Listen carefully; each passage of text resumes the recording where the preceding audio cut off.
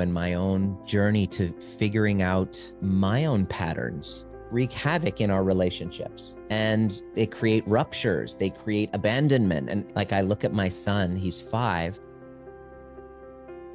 How does combining chiropractic care with somatic healing and mindfulness create a different pathway to emotional healing compared to traditional talk therapy alone? Well, as a chiropractor, people are coming to see me for aches and pains. And for 25 years, talk to any body worker, like a chiropractor or a naturopath, massage therapist, physical therapist, osteopath.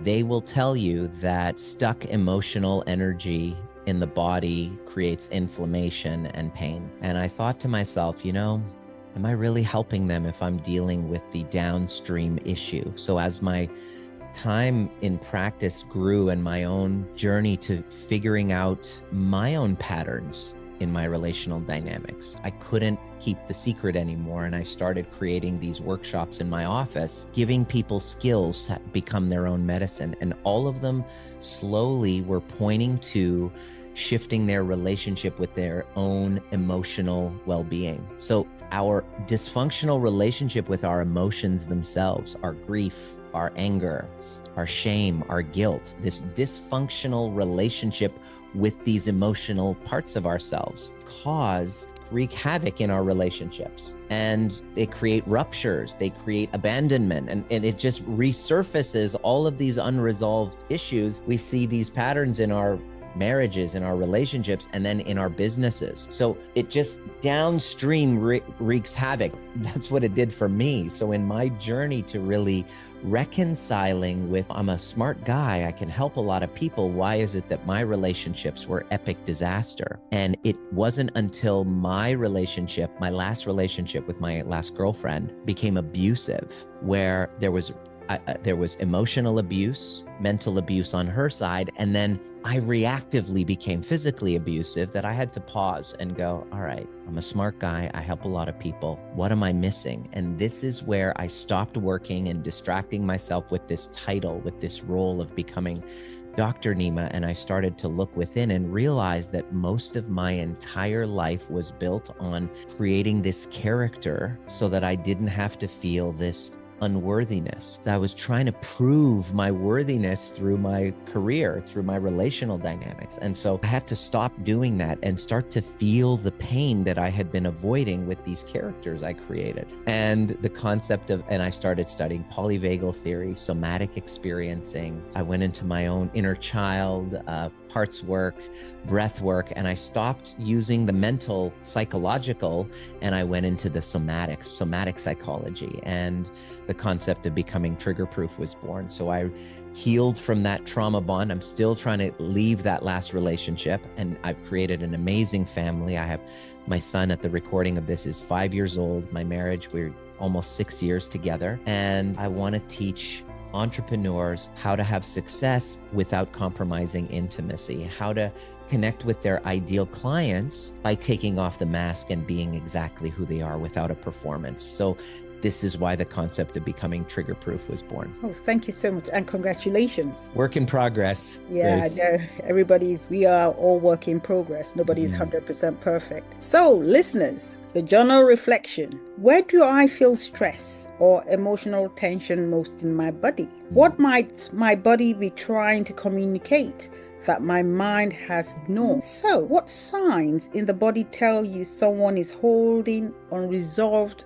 emotional trauma? What signs? There's several signs. The main one is anxiety. It's this state of background alarm, this state of hypervigilance, where I want to frame this as all human behavior is an attempt to regulate. And so this emotional trauma basically works out to, as a child, parents trying to do the best that they could, maybe from a state of survival, they're unconsciously create experiences where we have to abandon ourselves. We have activation of nervous system, but unless you had unicorn parents, none of them really showed you how to return back to safety. Like, I look at my son, he's 5. Anytime there was an activation, an argument, a rupture between him and his mother, or me and his mother, or me and him, he has witnessed a return to repair. But if I look back on my childhood, and many people look back on their own childhood, how often were ruptures or disagreements repaired? How often did the parent come to the child and say, hey, what I did there and how I reacted to you wasn't okay? How did you feel about it, right? That conversation doesn't normally happen unless the parent has done their deep work. And because of that, the child doesn't stop loving the parent, doesn't assume that the parent is bad. The child assumes I am bad. And so this separation from self is actually what trauma is. Trauma is a separation from self. And we go looking for that resolution outside of ourselves. And most of us are carrying that within our body, and it will show up in a myriad of ways. And the most obvious is anxiety, this preoccupation with trying to chase the next thing, right? I got to chase and get after this next thing. How else does it show up? It shows up as inflammation. So if you were in a situation where you wanted to speak your truth, but you were silenced, you have this experience where your voice is silenced. Anytime you speak, if you were to speak your truth, you were punished. After a while, you speak your truth, your body will then close down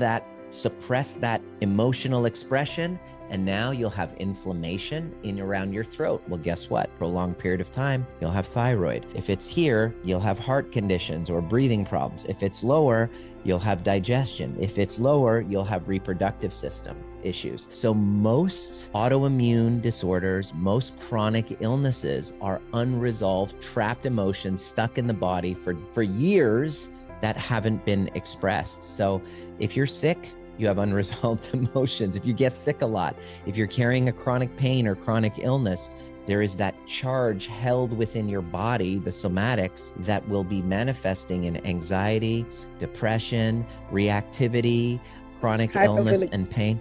Everything, you name it. Where is it not? Yeah, that's true. Thank you so much for that. Because even when I work with some of my clients, majority of them are prone to anxiety, depression, and like you said, autoimmune diseases, shaking of their arms or hands and things like that. That is because trauma is trapped in these parts of the body. And so it's actually evident or manifesting through anxiety and depression. Thank you so much for that.